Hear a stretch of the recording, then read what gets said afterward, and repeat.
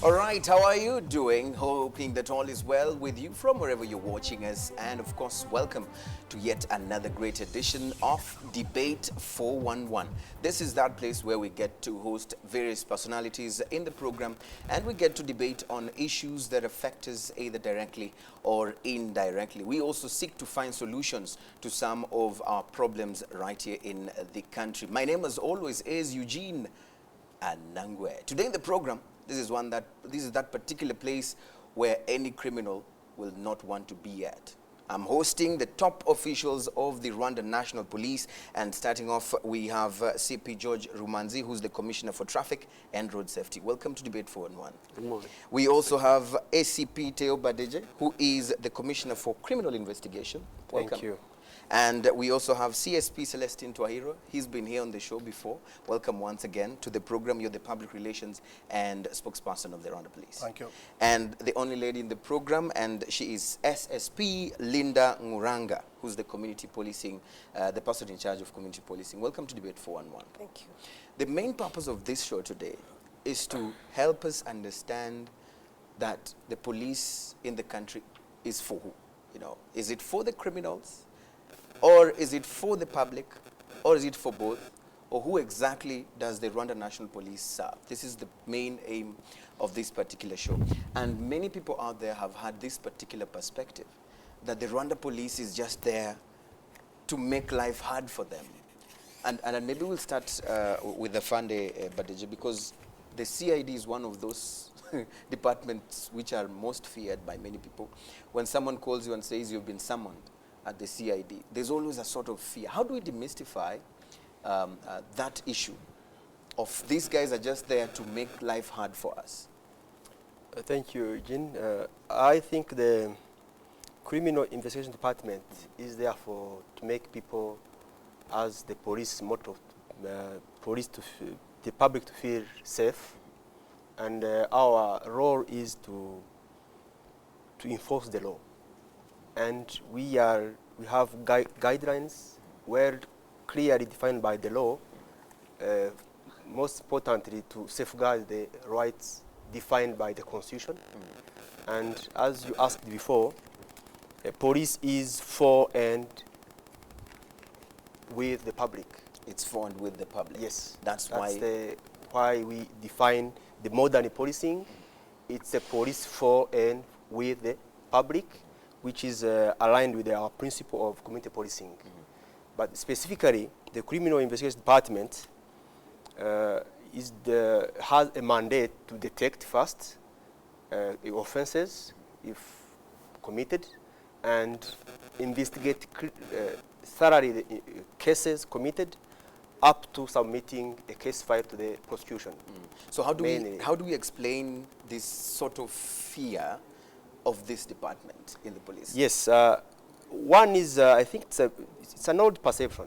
Yeah, we are now defining what we call modern policing, a police for the public, working the public everywhere. It was not like this before. Yeah, you can take the background of police forces across the Africa, even beyond.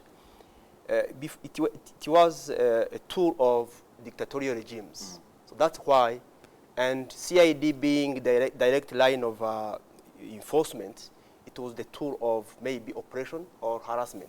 It is true in the past, but now we have changed, and that's why our Constitution clearly, even before it defined our mandate, our functions, they first define guiding principles. We have to safeguard the fundamental rights granted by the Constitution. Yeah, the Constitution. Yes. So and we have to be in harmonious collaboration between the police and the public.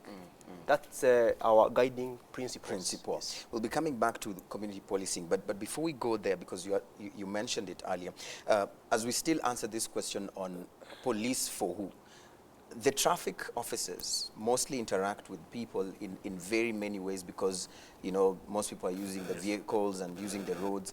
But there are those who have said, these officers are just there to maybe make it difficult for me.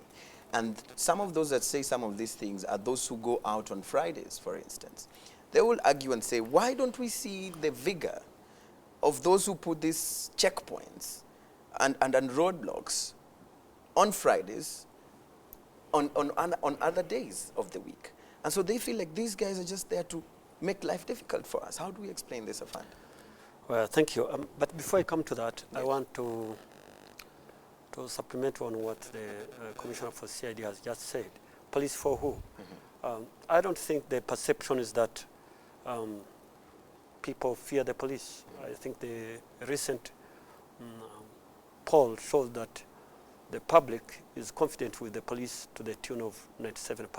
That's not a bad one. So we're there for the people. Now, the traffic police on weekends, this is a preventive measure. We have drink and drive cases increase, especially on weekends. People go drinking, they are off for their weekend holidays, and we've been educating the public that if you intend to consume alcohol, please get another person to drive. Someone a designated driver. Yes, please. So we get more checkpoints as a preventive measure, not making someone's life difficult. Of course, it will be difficult for someone who intends to drink and drive. But this is for to ensure road safety for the general public. So the increase is a preventive measure on weekends, whereby we record more drink and drive cases. So nobody should be thinking of drinking and driving not only on weekends, every day. Because now they'll start using other tactics and say, you know what, instead of drinking on a Friday when there are so many on the road, let me drink on Monday, Tuesday, Wednesday, and those other days. I mean, how do we explain that particular concept or perception by some people out there? I think these road traffic offenders, you know, offenders, we have offenders, you know, the road traffic laws must be complied to. You will get into problems, obviously, if you want to go against the road traffic laws. You don't have to play all those tricks, when should I drink, when. It should be in your mind that it's prohibited to drink and drive, because you are putting your life, other people's lives, and their property in danger. So we are saying, please, don't drink and drive, whether on Monday, on holidays, any day. Or whether the police is there with a roadblock. With or without police checkpoints. Yes, Afande Batije mentioned the image of the police forces, not just in Rwanda, but elsewhere, where they were used by dictatorial regimes to create fear and all that kind of thing. And that perception is changing. And the public relations office in the police is very key in passing this information and in creating awareness on this particular change. Talk to me about this transformation so far today, 15 years on. What have we changed so far in terms of changing this mindset that the police is there to make life hard for me? Thank you, Anangwe. Thank you for asking this type of question, because this is the business we are doing today. The traditional policing, or classic policing as one may say, has changed completely. The transformation has been such a way that the police is doing a business of two-way traffic, two-way communication. We communicate to the public, they communicate back. We are not here to send a message to the public telling them, do this, do this. No. We are telling this is how things should be done, and these are the laws, these are the ways of overcoming crimes. Criminals outside there should know that we are out there waiting for them to make sure they don't cause any havoc. But we still get message from the public. So it has become now an interactive kind of business, which we believe is transforming from what used to be, where you attend scene, you only react. We are no longer reactive. We actually work with the public. So our vision is that everybody in this country will be involved in the policing. Our work will be actually to make sure the law is observed. But we don't have to force people to understand it. The prevention mechanism that we are putting in place are actually making it easier. And as you bring in the issue of the role of the community, you trigger us to bring in Afande Linda, because from the issue of community policing, that those again who have said, but these people are paid, they're on a payroll, the police that is, and they have allowances, for instance, so why should me, as a common citizen, get involved in the jobs that are their jobs? Make us understand, or make those who have this perception understand why exactly they need to even be participating in community policing when we have able, competent police officers to do that job that they do. Thank you very much, Eugene. I think before I go to your question, I think people need to understand what community policing is. The PR mentioned about the traditional policing, but what we mean by this community policing, they are basically, if I can summarize what community policing is basically three things I should mention here. This is basically a philosophy that focuses on crime and also social disorder. There are three elements, like I mentioned, one of them being prevention. Another one is problem solving. Then another one is engagement or partnership, engaging the communities, working together with the communities. Now, this is about community joining the police and working together to address issues of crime and also social disorder. So in other words, to sum it up is like saying that community policing is now, it's democracy in action. Now, going back to your question, what do we need from community policing? We need mutual trust. Mutual trust. If we have trust from the public, then we get information. Why should they do our job, if I may say so? There are basically, maybe there are very good reasons for this. One is that reporting crime or preventing crime basically is going to, it protects you or somebody else need protection from the criminal. That is one, I think, important reason I should say this. Secondly, it gives an opportunity to deal with the harm that is done to the person, or even for the future crimes. Then another one, when police is called, if you give information, police is called, the crimes are prevented, and also we are able to arrest or apprehend the criminals from committing further crimes. And in the process, so in other save words, lives as well. They are not doing our job. Actually, they are protecting themselves, or they are protecting our communities, our neighborhoods. For example, if you have a community where the members of that community regularly call the police to alert them on crimes that are possible or coming or just about to happen, and someone in that village sits back and says, but wait a minute, all the time we are the ones who keep calling these officers to come and apprehend these people. And then they start arguing and feeling like maybe it is making the police to sit back and relax, knowing that there's someone who will do that job of apprehending or reporting this person. Will they be justified to think or to reason in that way? That the more the community is involved, the more the officers sit back, laid back, because they know someone else is going to do that. Could that be a valid argument? Maybe even, Afande, you can be able to answer that. I think it wouldn't be valid, because this is not doing the police's work. This is helping the police to protect you. We need the information from the general public.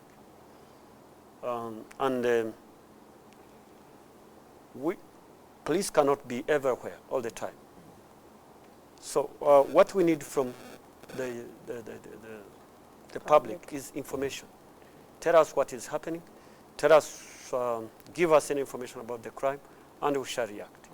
So it shouldn't be seen like the police is sitting, waiting for the general public to act or to do its job. No, we have detectives, we have our own intelligence systems, crime intelligence systems in place, but if it's universal. You have to tell the police what is wrong in your community or around you for the police to act promptly. I think that's... And I even think it's even primary responsibility of citizens, even families, to make sure you are safe and you can predict or inform either administration or police what might harm your safety in your city. So it's about, first of all, think about you personally, your Yes. safety, and then you Who inform these who are young people, drunk, maybe engaged in the drugs, and in the night may Cause rob. mayhem. Yeah, yes. All this elementary information that technical specialized bodies like police and the others may use to protect you.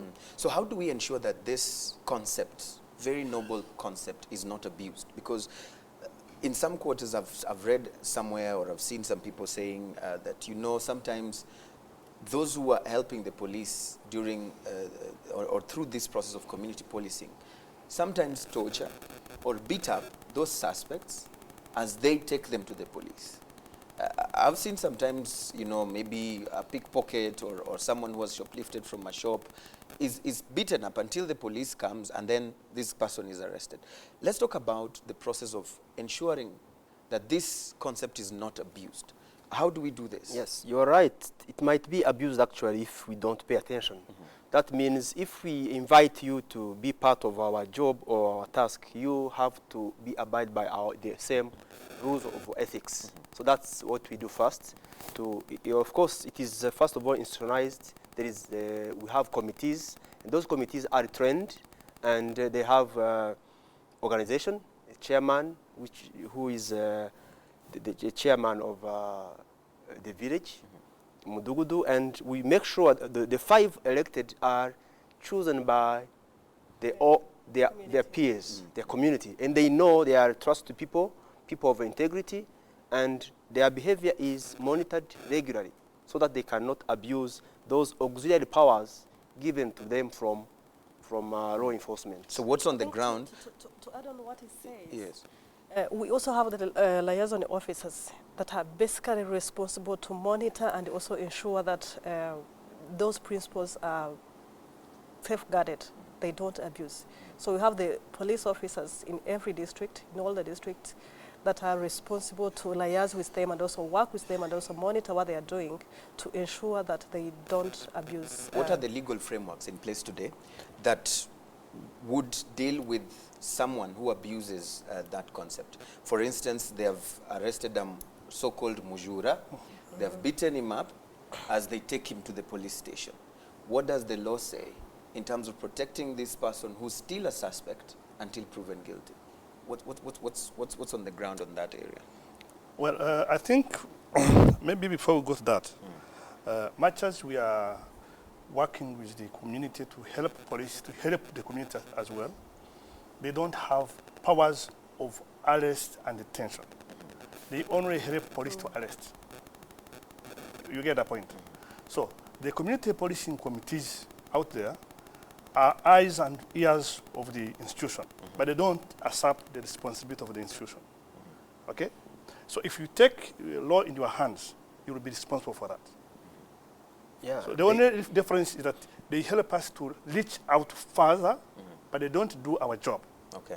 The responsibility they have is to make sure they know what is likely to happen, detect this, and advise police to take action. Advise police to take preventive measures.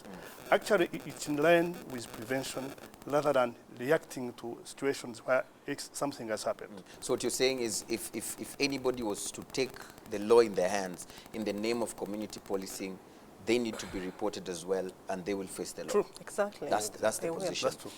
As it is even for police officers. Yeah. So no police officer is supposed to hit anybody Not at all. No. Yeah. in the process That's of the old perception actually we talk about from the beginning. Yeah. Because, again, for us to be able to document such situations, some people are fast because in the age of technology today, some people have these mobile phones that can record so that they can have the evidence that that officer or that person was arresting this person or getting this person was doing this particular act. But there are those who are arguing and saying it is not possible or it is not right to even film that incident, especially when a policeman is involved. Is this a correct thing? For example, if I was to see a traffic officer in the middle of the road doing a crime, and I get my camera and start recording this person, Is it wrong for me to do that? It's not wrong at all. It is not. It's not wrong to take pictures. We are public officers who work for the public, and what we do should be done in transparency. And there is nothing prohibiting someone to take pictures of what is happening. But there is a limit to this, especially when there is, for example, investigations going on, whether accident investigations or criminal investigations. We are going to limit the access of the general The crime public scene, or journalists when we are trying to preserve the evidence for investigation purposes.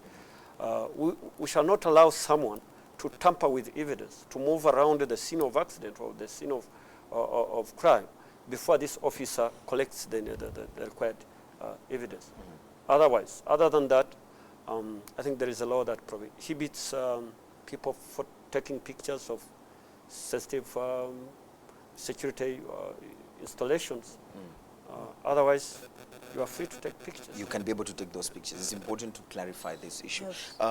Afande Badije, again, the Criminal Investigation Department has, in most cases, come under fire from international, organizations or some people from within, who sometimes say that some of those suspects who are arrested get coerced into accepting or into, giving in or giving accounts which probably they're not supposed to be giving. How do we ensure transparency in the process of investigation without jeopardizing the case itself?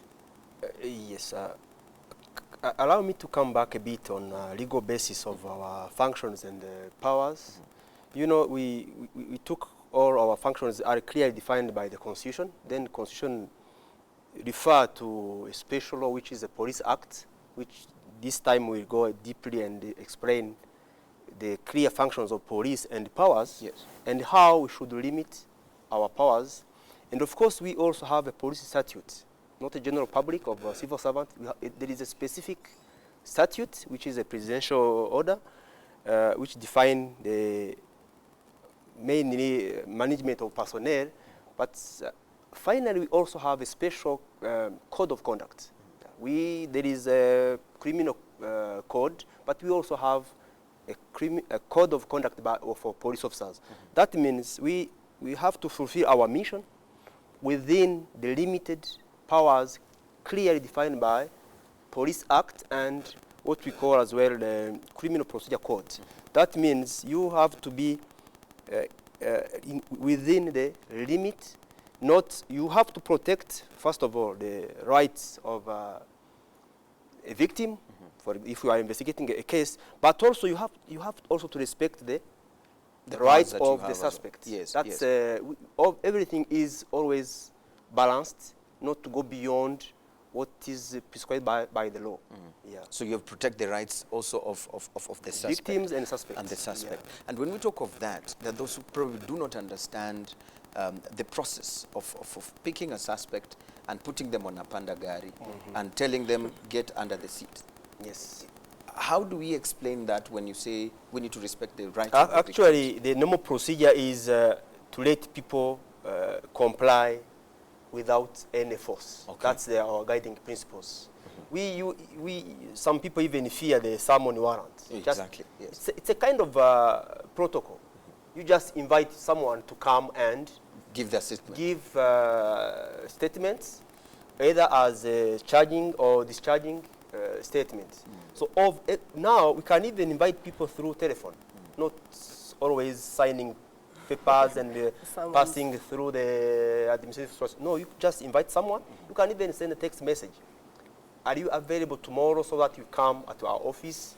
So it's possible to negotiate? Yes. It's possible to negotiate Yes. and say, I'm not available Yes. on Monday, She let will me come next he week. or she will tell you, oh, I'm available in the afternoon. Okay, please let me know if you're coming.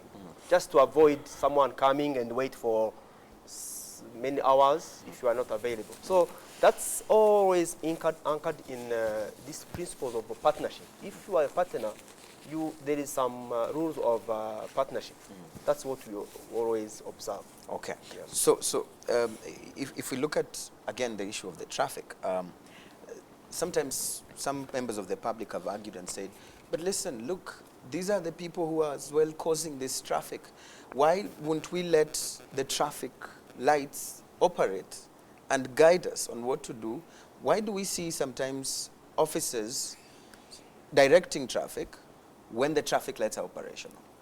Could we explain this so that we can clarify to some of those people who never That is understand that simple. perception? Traffic officers on our roads, on our highways, to ensure the smooth traffic flow, to ensure road safety. So the law empowers the police officer to make an appreciation of the situation and facilitate movement of road users accordingly. So if this officer appreciates and believes that he should direct traffic contrary to what the traffic lights are doing, yes. he's entitled by the law, he's empowered by the law to do so.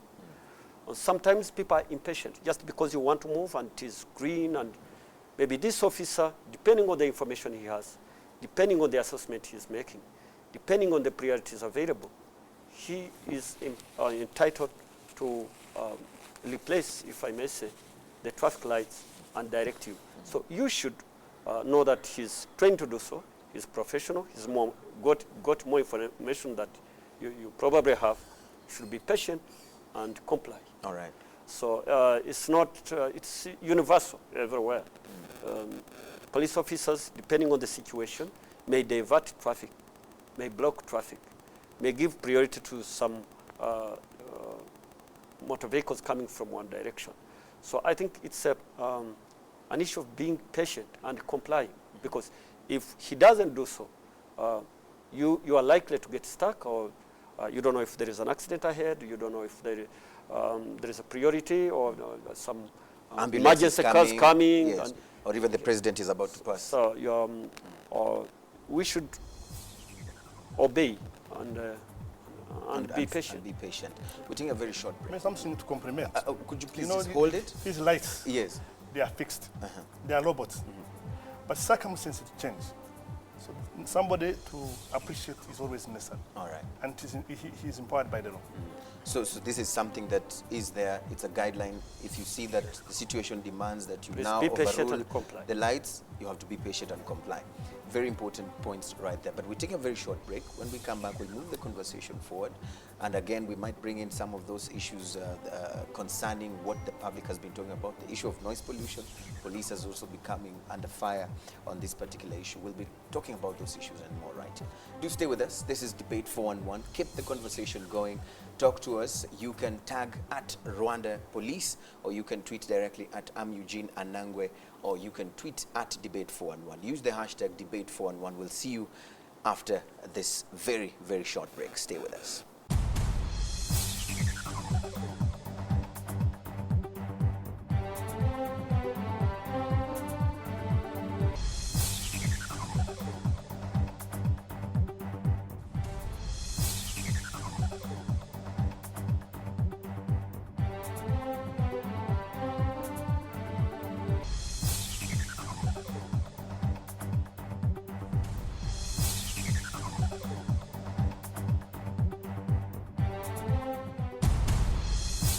All right, welcome back. This is Debate 411. Thank you so much for being a part of the program. Keep those comments coming.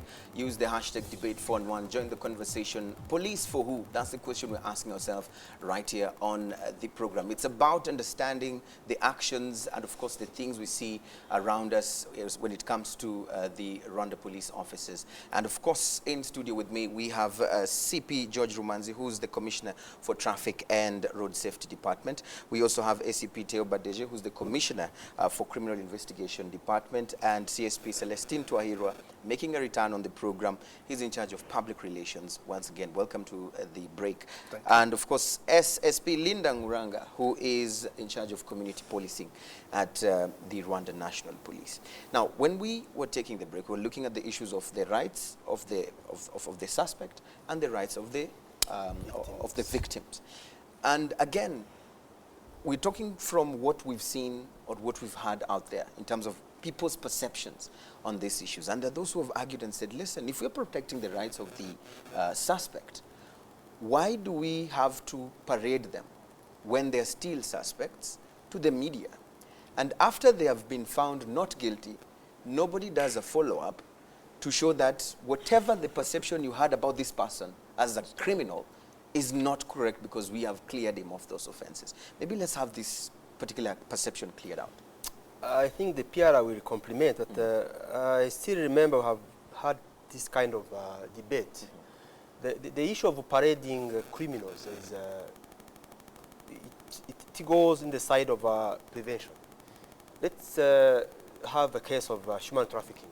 There is a human trafficker, and he has been around taking people abroad. And why don't we actually parade this man so that even if, let's say, after the court decision, he's let's say people have seen him around, and they could say, oh, he's the one actually who took my daughter or someone else, or my neighbor. So we want to use this opportunity to support in the area of criminal crime prevention. But we always mention that there are suspects. That means they are suspects. And we have been inviting journalists, media practitioners, to follow up the case from police. Actually, we have in the police, let's say someone stays in the police like 5 days. That's the time we have for, that's the maximum. And he or she goes to prosecution also for five days. Then, if we still have convincing elements, evidence for the suspect, he or she is sent to the court. That means it is always good for media, if they want to keep the public informed, to follow up the So it's the media that has case. to do that follow-up. That's what I think. And we always make sure it is precisely mentioned it is the suspect, and some media have opted to cover the faces of these people. Which is, I think, a good practice. But so far, we managed to protect us actually even the right of the suspect, but as well to protect the whole entire society. Afande, because we receive these invitations. That's true. You know, come, we are going to be parading this suspect who has done 1, 2, 3, 4, 5 things. Why exactly don't we see the same vigor in calling the press when this person has been cleared to come and again do a follow-up on that? Why should it be the work of that journalist? Yet, in the first place, it was you who called me to come and see this person. Thank you. Like he mentioned, the purpose is crime prevention.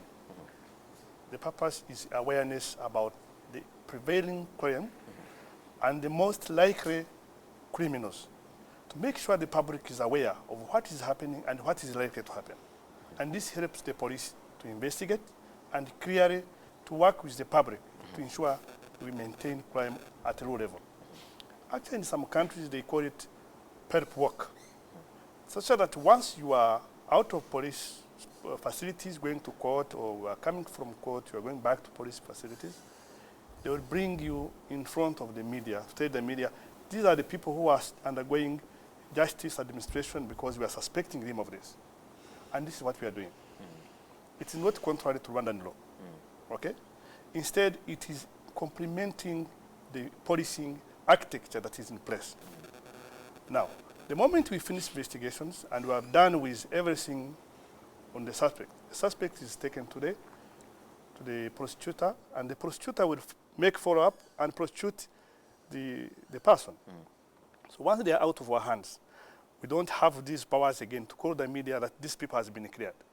But something very simple to understand is that since the media has seen the person, has seen the case, it can make a follow-up Itself. until the person is released. Could you do it on your website? Just as We a do that. follow-up on case 1, 2, 3, 4, 5 of suspects who had been, brought here because of trafficking. As follow-up, this is where the case has gone. Because you also have a media department. Actually, you've done very well to mention the website. Our website is one way of communicating to the general public. Once this person has been arrested and paraded, we'll say this person is a suspect. The whole process would be followed to make sure the person is either convicted or acquitted. So once acquitted, you say it. Do you Of say course, it on your website? it's no longer in our hands. It's no longer in our hands because the administration of justice has levels. Okay? But this person will be in public as well. Always you will see that cases are adjudicated publicly. If the person is released, the media will be there, everybody will be there, and will say, no, this person is now acquitted. So there is no harm in that. The only thing you have to understand that it is very useful to tell the public that such a prevailing crimes are likely to be committed by such a groups of people. And this will help the public to prevent crime, to give information. Let me give you a simple example. Once you have someone who has committed a crime, you cannot find the person, but you are able to get the picture of the person. You post it on the website. The general public will know, oh, this is the person they are looking for. Within less than 1 hour, it is possible to get this person arrested by the public. They will tell police, oh, we have seen this guy is an Angwe. We have his photo, we can see this is the right person. So you realize that the media is one way of doing what? Preventing crime, helping investigations, and actually protecting the community.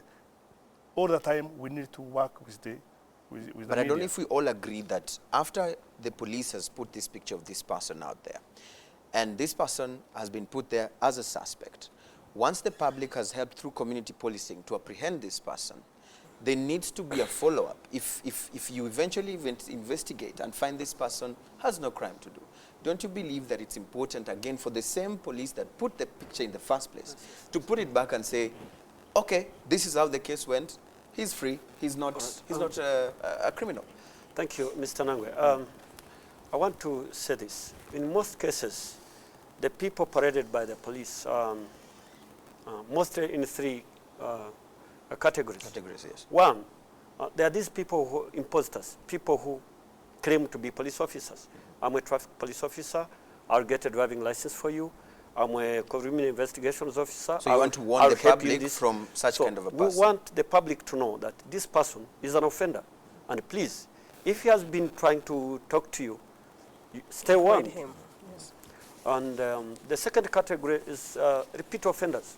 This person was arrested with drugs, convicted, went to jail, came back, did the same offense. This is the third, fourth time. We want to warn the public that this guy is a repeat offender. I think there is nothing wrong with that. Then another category, the third category, is people who confess, who want to tell the story, how they did it, how they committed these crimes. And I think it is important for the people to hear from them, how they did it, how they, their modus operandi.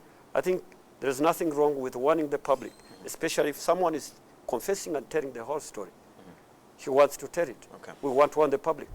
Now, should the police go to the courts and tell the public that most of these people are not released at our police stations? We hand them over to the prosecution, then to the courts.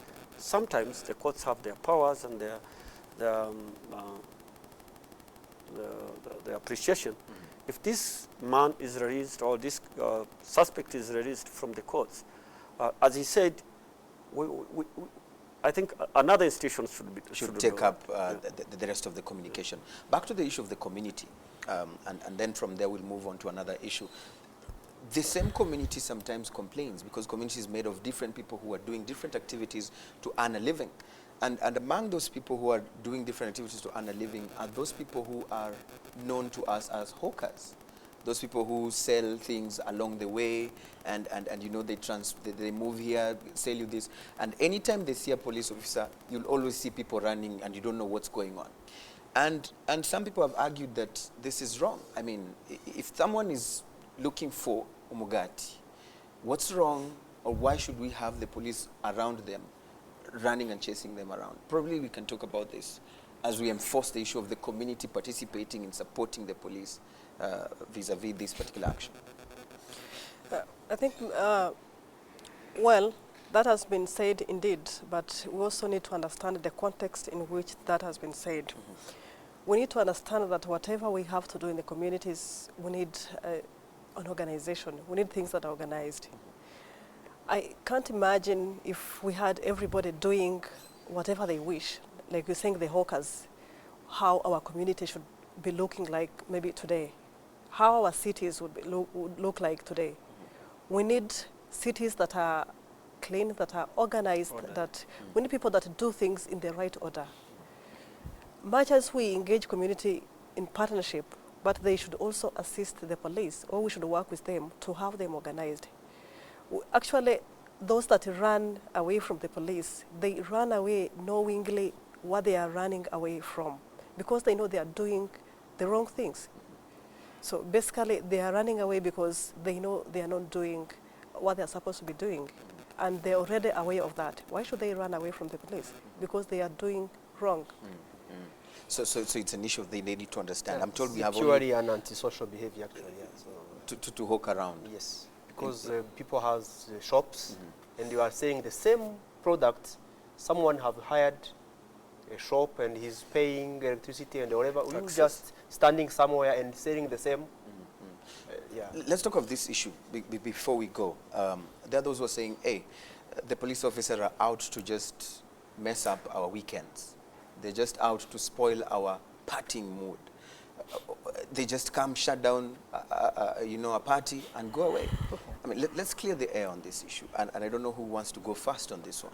The issue of noise pollution. And people have said this is just destroying businesses when it comes to the events and parties in the name of noise pollution. So we have been actually saying law enforcement, but there is also the public order. So and we can say security and safety. All this is about law enforcement. There is clear laws safeguarding the safety of the neighborhood and the community. So we want people, the government want people to enjoy safely. Yeah. If you are somewhere dancing, let other people studying somewhere, some meters from, or just having the arrest. Are the police usually called by a neighbor Yes. that people are making noise, or how does it happen? Mostly it is called by disturbed neighbors. Yes. And why actually most of the people who are trapped in this kind of crime, those are the people who doing business in Residential areas. residential areas. Yeah, you just open a bar somewhere between two residential houses. That means around midnight we put the maximum music. Yet people who are drinking and enjoying their evening, they are inside the compound. Why don't you limit your music within the people who came to? But there are those who their argue area? you give us a permit to do an event up to a certain time, but you still come and tell us to shut it because we're making noise even before that time comes. How do we explain that I issue? wish you could have read the authorization given by the district, or they just always mention, but don't disturb The neighbors. neighbors. That means there is a limited, actually we have even machines. If you want to call, and we gave you the limit, the sound limit, we have machines. You see, maybe it is not commonly, you have this one. This one. So this is the one that yes. measures And we have the, sound detector. in it, one standard. Are we using them already, or they're Yes, still we in use them. stores? We use them. So Even- any party that has been stopped in the recent days has been stopped through use of this machine, Not- or through the call yes, by a neighbor. Some people can call, and others can just invite us to give them the limit. And it is clearly indicated. You know, there is a category of area, industrial area. Daytime you have 75. Then, commercial area, residential area, silence zones. For example, how much this, if you read the major? I think I'm too loud. You need to shut me down. It's 51, 68. 51, you are in, let's say, between commercial area. Yeah, residential area actually. So Between all our officers are using these ones to no, come and not shut all. down of Yes, parties. not all. But at least, if someone is not convinced, we can now bring it and at least show. And we're trying to be Democratic, so that the party convincing. party lovers. Yes, we're trying to be convincing and guided by principles and things that are clear. So at the end of the day, because I want us to totally understand, and those who are complaining that these parties are just being shut down because of a call, because they are claiming that we might have neighbors who just are jealous. They don't want to see my progress. And they keep calling the police to come and shut down my party. How do we convince them and say that we shut it down because you exceeded the limit of the decibels that you need to go to have? Actually, many of them, they are not opposing the police. What they do actually is they just say, oh, it's not me, it's my DJ who was over. Playing the music. Yes, over playing Throwing music, it. and kindly allow me to reduce that. Then you let them go. After some time, they again come back Put to it the back same. up. So that's, I think, the issue of perception and mind. They have to understand that you can enjoy, maximize your enjoying the evening, but let other people doing what they can do. Whose responsibility is it to have this equipment? Is it the You club can buy it owners, yourself. parties? You can even buy it by yourself. the private person. So you just buy it control yourself. and you control for yourself. So if a cop comes, you both remove yours and see, let's see. No, that is preventive. Yeah. You can buy it for prevention. Yeah, for example, you have a show somewhere, then you tell your DJ, please, Don't exceed 55, for example. Make sure you don't exceed 55. Okay. Because that's the limited, actually, I think they call it the tolerance limit. You can tolerate at least this one. That level. Yeah. Okay. And So- we would advise people actually to buy them. to buy these machines, to be on the safe side. To Yeah. be on the safe side, Yes. so that they also just And prevent for themselves. these regulations are published on official gazette. That means it's available. So in, they can download prints yes, and, and then have it. have it. At least make sure I have a party at my house, so I am in a limited, accepted limit. So what are the measures, or what are the punitive measures that are taken for those who exceed and violate that particular limit that they have? Because some of them have argued and said, who gives you the right to come and carry my equipment and my DJ and go with them? So we have like two legal tools. One is a law on noise pollution, or environmental protection. Another one is Article 600 of Rwandan Penal Code. It's the case is not a serious crime; it's a petty case. That means maybe it is mainly it is on fines and confiscation. So it's legal to confiscate. Yeah, you can confiscate, but we don't confiscate permanently. You just You hold it for some You hold it time for and some really- time, yes. It's educative. and they Yeah. come to take it themselves, or you return it back. You can call and that's you arrange between. You get it. Yes. In, How you Really? get it. I can call Get you it and back. say, you took my machine last week on Friday. Can you Yes. organize and bring it back? Yeah, depending on who incurred the cost. Yeah, you can do it. You can The take best thing back. that we have had enough campaign. So once it happens to anybody, this person knows the consequences and he had information earlier. So sometimes you have to share the cost. We came there to stop that because it was affecting the general public. Then you have to face the consequences as well because you did it intentionally. So the consequences that they have taken the machines, so you can also come and pick them. But what is happening that we are actually still trying to educate. The punitive measures have And not deterrence, gone yeah. as much as that. But So we are how do, trying we, to how do we educate. deal with this issue, holistically, in a way that everybody is happy? The partygoers and those who want to enjoy Yeah. are enjoying, and those who want to sleep One- also Thank you. sleep. One is to understand that your joy shouldn't be a problem to your neighbors. There is a law governing noise and noise pollution. He has just stated it to you. The machines, the tools are there. But being realistic, you should not impose your joy. Your fun. Yes, because to your neighbors, think it about this way. Maybe you have you are worshiping, and you are singing, playing all these instruments, and you have a neighbor who has a sick child, or who is doing his homework with his children. They won't be able to listen to each other. They won't be comfortable. Someone is from work. He wants to have a sound sleep before he goes to work tomorrow. Someone is sick. And should these people be inconvenienced just because you want to be happy? No. So there are laws governing this. Just comply to the laws. If you want to have more than more noise or more, please, there are some areas designated for that, soundproof areas. We can't let everybody play his music, everybody worship the way he wants. People argue and say, we're killing the fun. They say Kigali is a very sad city. People come for big conferences, but they go to, Uganda to have a good time on the we weekend. don't dance on the but street. would you We be dance in nightclubs, and nightclubs are So can't we soundproof. have carnivals in the streets? Yeah, there are People some areas organized street designated parties. for such kind of activities, but not everywhere. If you want to enjoy dancing, you can go to nightclub or in some areas approved by the city. So I think it's clear. So the police is being clear that we are not killing the entertainment industry. Not We are at all. not. Not at all. Just enforcing the laws. We don't, we are enforcing order.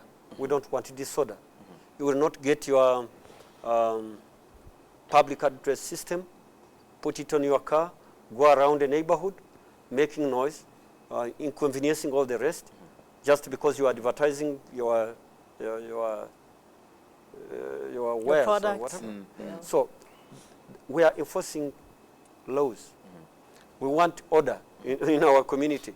Please endeavor to find places fit for such fun or such noise. So if they want a difference to that, they need to go to members of parliament who will probably create an order that allows for such a situation. And You invest will- in facilities that can accommodate this, Eh. even before going to the parliament. People should invest in facilities that can hold music within the confined, areas. yes, areas. So as we close, because I'm told we have very few minutes, like 2 or 3 minutes to go, 15 years down the line, as we look forward to more transformation, more growth, what are we looking at? I'll start with you, Afande, because you still had the floor. And especially as you answer that, you can as well answer me, because a few months ago, we had a span of accidents. Would see accident this, accident that. And the police came out and said, even the president himself had to make a statement on this issue. And people have accused us sometimes of being reactionary. We react instead of preventing. We had statements like, we will now have speed governors to limit the speed of these public vehicles and all that. Where has that reached, and why haven't we had these speed governors put out? Thank you.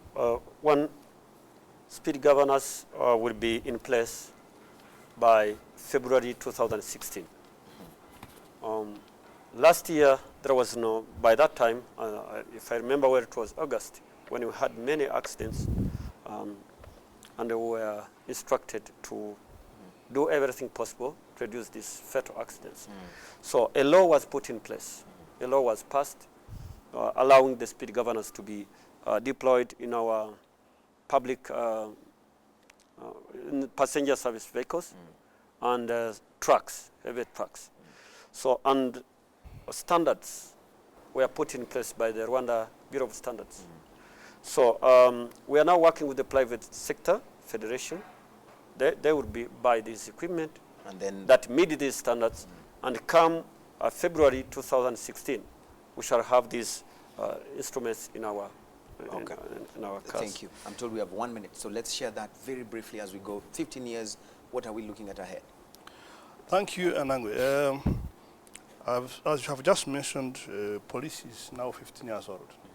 A lot of things have been done, and you can witness this in terms of capacity building, in terms of professionalizing the force, in terms of equipping the force, and of course prioritizing which areas to embark on, especially international cooperation, relating with other policies in the region, to ensure that we control transnational and organized crimes. Okay. Police has done a lot in terms of distributing the force from the small force up to the sector level. And now our ambition is to make sure that all these units that have been in place are given more capacity than before. All right.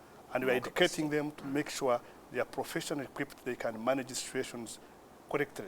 So our cooperation with the other police officers is also growing. We have a number of police officers in the region and beyond to make sure we don't only police in our own country, but we can go beyond and copy from others, or maybe share with them what we have already achieved. So our ambition is to go beyond what we can see today. Super. I'm breaking the law here. My time is literally up, but I'm going to give you just 10 seconds each, just in closing. So we shall continue to be pillars of good governance through justice and security. Okay. Yeah. How about you? I'm looking at community policing becoming an integral part of the community's culture. Okay. And that's all the time we had for many issues that we have not been able to touch on, but maybe we'll have another round 2 of this session and we'll be able to touch on those issues. Asante Nisana, thank you so much for your time. Thank you. And for your insights on these issues. Thank you very much. And that is where we bring the curtains to an end of this particular show. I'm checking the loudness or the sound levels of my voice right now, and I'm hoping I'm not breaking the rules right now. We've been right here on Debate 411. I want to thank you so much for watching the show. Thank you for the feedback. Keep tweeting. The conversation continues. Use the hashtag Debate411. You can tweet directly at Rwanda Police. If you have questions that were not answered or you have issues that you want to still continue raising, they will retweet or they will respond to those questions. And we'll see you again next time, same place. My name as always is Eugene Anangwe. Goodbye for now.